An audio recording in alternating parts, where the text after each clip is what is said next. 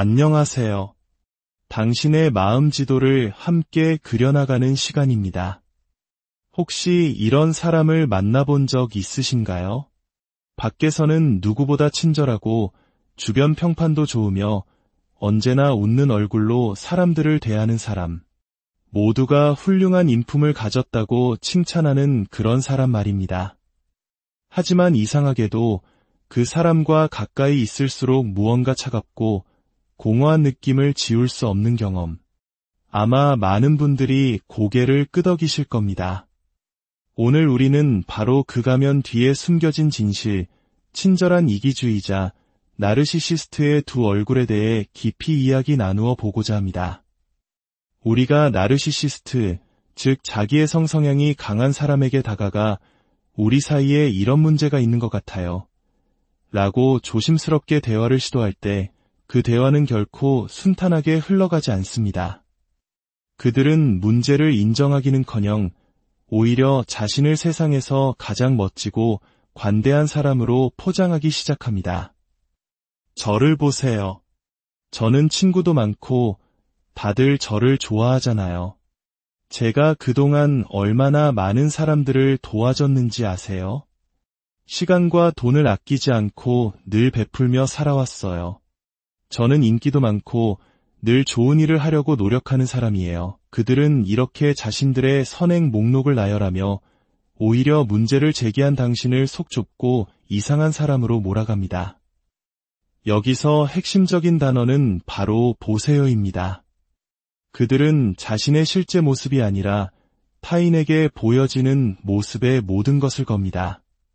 그들의 친절과 관대함은 사실 잘 만들어진 하나의 거대한 가면에 불과한 경우가 많습니다. 물론 이렇게 말하면 세상이 너무 냉소적으로 들릴지도 모릅니다. 하지만 나르시시즘이라는 주제를 다룰 때 이것은 피할 수 없는 현실입니다. 그들은 거짓된 자아라는 정교한 가면 뒤에 숨어 자신의 진짜 모습을 철저히 감춥니다. 겉으로는 세상 다정한 친구인 척하지만 그 내면에는 깊고 만연한 이기심이 도사리고 있는 것이죠. 이것은 한국 사회에서 중요하게 여기는 체면, 문화와도 깊은 관련이 있습니다. 타인의 시선과 사회적 평판을 무엇보다 중시하는 분위기 속에서 나르시시스트의 이러한 위장술은 더욱 교묘하고 효과적으로 작동할 수 있습니다. 몇 가지 구체적인 예를 통해 좀 더 깊이 들어가 보겠습니다. 지역사회에서 명망 높은 자선단체를 이끌며 언제나 어려운 이웃을 위해 발벗고 나서는 한 여성이 있다고 상상해 봅시다. 사람들은 모두 그녀의 헌신과 박의 정신을 칭송합니다. 그녀의 사회적 이미지는 흠잡을 데 없이 완벽합니다. 하지만 그녀의 집문이 닫히는 순간 이야기는 완전히 달라집니다. 가족들은 말합니다. 밖에서는 천사일지 몰라도 집에서는 폭군이에요. 우리 생각이나 감정은 전혀 존중하지 않아요. 자기가 하는 일에 동참하지 않으면 무섭게 화를 내고 돈은 밖에서 물 쓰듯 하면서 가족들이 쓰는 돈에는 인색하죠. 집에서는 목소리가 크고 사소한 일로 원한을 품는 사람이에요. 밖에서 보여주는 친절한 박애주의자의 모습과 집 안에서의 이기적인 폭군의 모습. 이 극명한 차이가 바로 나르시시스트의 본질을 보여줍니다. 또 다른 예를 들어볼까요? 유능한 재무설계사로 고객들에게 신뢰를 얻고 있는 한 남성이 있습니다. 그는 언제나 사람 좋은 미소로 고객을 안심시키고 전문적인 지식으로 자산 관리를 훌륭하게 해냅니다. 하지만 마쿠에서는 그는 매우 의심스러운 투자 사기에 연루되어 있습니다. 그는 누구의 조언도 듣지 않으며 모든 것을 비밀리에 처리합니다. 주변에서 다른 의견을 제시하면 불같이 화를 내며 묵살해버립니다. 결국 그는 큰 금융 스캔들에 휘말리게 되고 사람들은 그의 이중적인 모습에 경악합니다. 밖에서는 등을 두드려주던 좋은 친구 같았지만 실제로는 타인을 자신의 이익을 위한 도구로만 여겼던 것입니다. 아마 이야기를 들으시면서 여러분의 머릿속에도 떠오르는 얼굴들이 있을지 모릅니다. 나르시시스트들은 다가가기 쉽고 믿음직하며 친절한 사람처럼 보이기를 원합니다. 하지만 그 가면 뒤에서는 너무나도 많은 일들이 벌어지고 있습니다. 그렇다면 우리는 이런 질문을 던져야 합니다. 그들의 친절은 과연 믿을 수 있는 것일까요? 슬프게도 시간이 지나면 그 대답은 명확해집니다. 그들의 친절은 바보의 금, 즉 가짜 금덩어리에 불과하다는 것을요. 그들의 가장 깊은 본질은 변함없이 이기심입니다. 이제 당신 곁에 있는 그 친절한 사람의 진짜 모습을 파악하는데 도움이 될 몇 가지 신호들을 알려드리겠습니다. 만약 이 신호들 중 상당수가 들어맞는다면 한 번쯤 그 관계를 진지하게 돌아볼 필요가 있습니다. 첫째, 그들은 대중 앞에서 옳은 말을 하는 방법을 기가 막히게 잘합니다. 분위기를 순식간에 읽고 사람들이 듣고 싶어하는 말을 정확히 집어내어 연기합니다. 둘째, 자신의 이타적인 행동을 은근히 하지만 모두가 들을 수 있도록 자랑합니다. 작년 크리스마스 때 아이들에게 선물을 포장해주면서 정말 큰 보람을 느꼈어요. 라고 말하지만 그 말투에는 나 이렇게 좋은 사람이니 칭찬해줘라는 의도가 숨어 있습니다. 셋째, 겸손을 가장한 자랑, 즉 험블 브래깅의 대가입니다. 아휴, 제가 회사에서 상을 받긴 했는데 정말 별거 아니에요. 동료들이 도와준 덕분이죠. 이 말의 이면에는 어서 나를 칭찬해. 내가 얼마나 대단한지 알아봐 줘라는 강한 욕구가 꿈틀대고 있습니다. 넷째, 비판적인 말을 할 때도 미소를 잃지 않습니다. 웃는 얼굴로 친구야, 이건 이렇게 하는 게 아니지.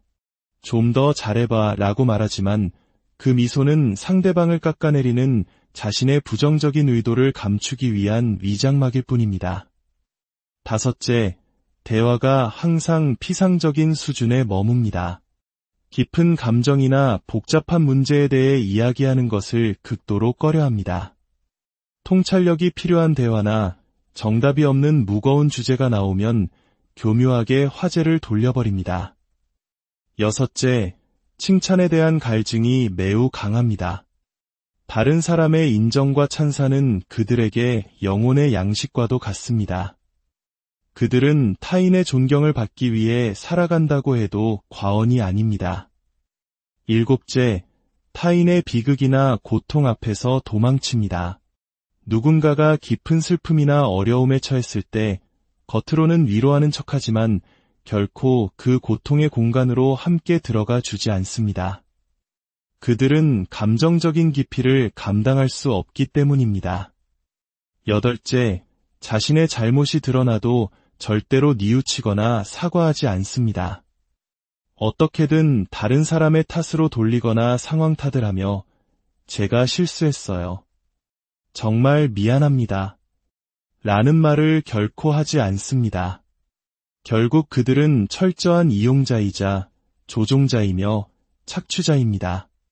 그들의 친절은 언제나 대가를 바랍니다. 내가 너를 도와줬으니 이제 내가 나를 위해 해줄 차례야 라는 계산이 항상 깔려 있습니다. 시간이 지나면 알게 될 것입니다. 그들의 가면 뒤에는 억제된 분노가 가득하며 자신이 원하는 것을 얻지 못했을 때 그 분노는 추악하게 폭발합니다. 그들은 오직 좋을 때만 친구인 날씨 좋은 날의 친구일 뿐입니다. 당신이 그들을 인정해주고 칭찬해주는 동안에는 친절하고 쾌활하지만 그 칭찬의 수도꼭지가 잠기는 순간 그들의 친절도 함께 마릅니다. 이 모든 것을 한 단어로 요약하자면 바로 가짜입니다. 그들의 친절은 진실되지 않으며 시간이 지나면 결국 모든 것이 정교하게 짜인 연극이었음이 드러납니다. 그렇다면 그들은 왜 이렇게 살아가는 걸까요? 그 내면에는 여러 가지 복합적인 원인이 있습니다. 그들은 삶이란 해야만 한다는 수많은 의무와 규칙의 연속이라고 배워왔을 가능성이 높습니다. 그래서 진정한 자신의 모습으로 사랑받을 수 있다고 믿지 못합니다. 사랑과 선함은 자연스러운 것이 아니라 노력해서 쟁취해야 하는 것이라고 생각합니다. 또한 어린 시절 엄격한 환경에서 자랐거나 반대로 과도한 칭찬 속에서 황금아이로 자라면서 자신의 진짜 감정을 표현하는 법을 배우지 못했을 수도 있습니다.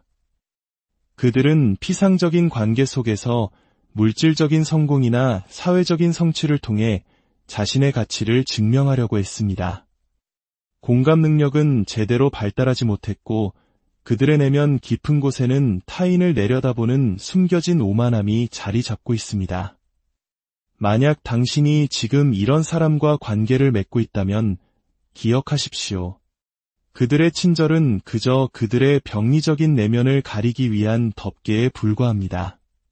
그들은 스스로를 속이고 있습니다. 좋은 사람인 척 연기하면 정말 좋은 사람이 된다고 믿는 것입니다. 이제 당신은 마지막 결론에 도달해야 합니다. 나는 친절함을 원한다.